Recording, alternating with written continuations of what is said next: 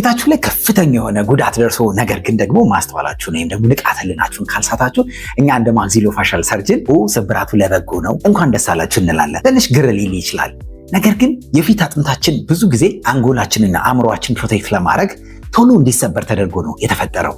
ከፍተኛ የሆነ ኃይል ፊታችን ላይ በሚያርፍበት ጊዜ የፊት አጥንታችን ይሰበርና አፕላይ የተደረገው ኤነርጂ ወይም ደግሞ ኃይል አብዞርቭ ተደርጎ ይቀራል። ያ ባይሆን ኖሮ በቀጥታ ኃይሉ አንጎላችን ላይ ከፍተኛ ጉዳት ያደርስ ነበረ።